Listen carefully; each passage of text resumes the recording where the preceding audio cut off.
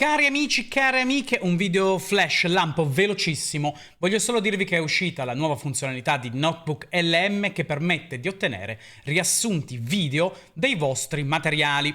Se ancora non lo doveste sapere, Notebook LM è quella piattaforma dove è possibile caricare dei vostri materiali, riassunti, PDF, quello che vi pare, e poi poter interrogare i vostri contenuti tramite l'intelligenza artificiale, tramite Gemini, perché Notebook LM è di Google.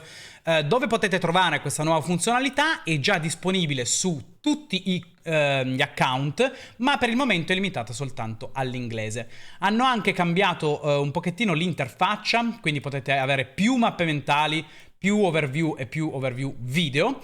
Basta cliccare su questi tasti. Potete anche personalizzare la generazione del video e dell'audio.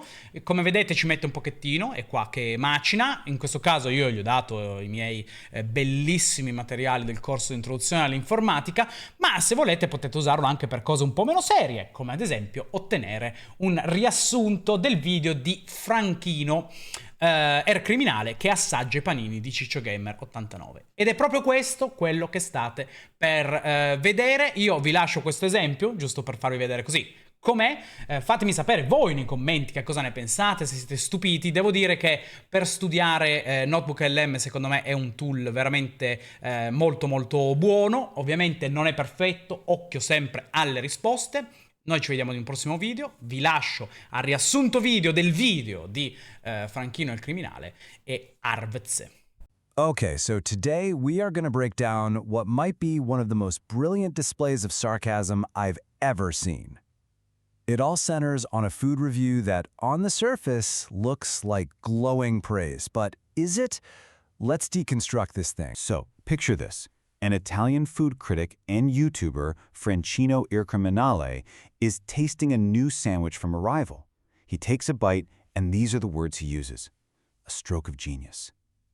That sounds amazing, right? Like the best compliment you could possibly give. Well, what exactly was he talking about? That's right. The so-called stroke of genius was for bacon that was soft, kind of limp, you might even say boiled. And this is where it gets good, because the menu specifically promised crispy bacon.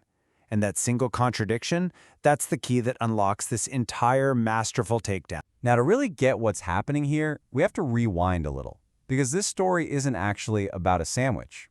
Nope, it's about a feud. It's about a clash of online personalities and some serious bad blood that set the stage for this whole thing. So here are the key players. First, you've got Ciccio Gamer 89, who's this huge gamer in Italy. He opens a sandwich shop.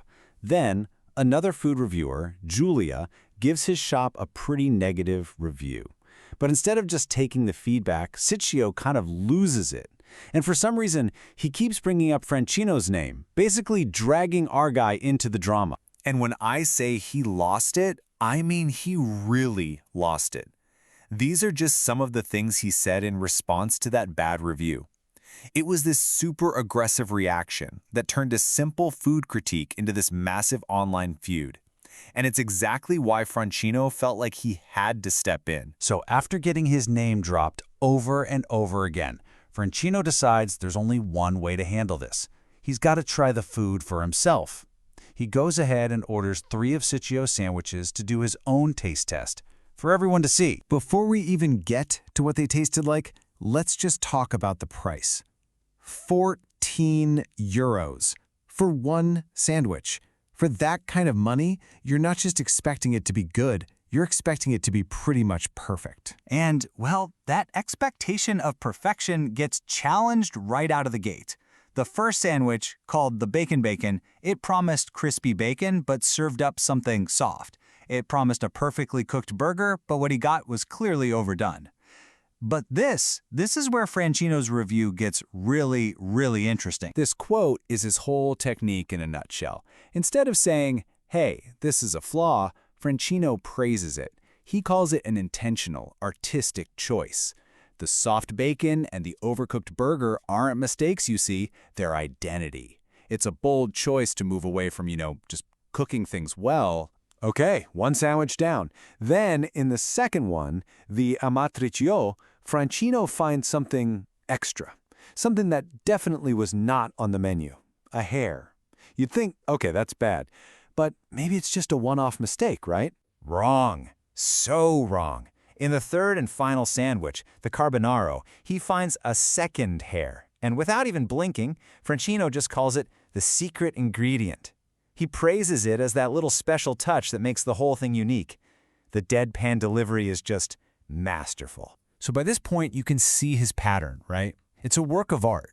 First, he states what the menu promised. Second, he points out how it obviously failed to deliver. Third, he reframes that total failure as a stroke of genius. And finally, he praises the terrible result as something miraculous.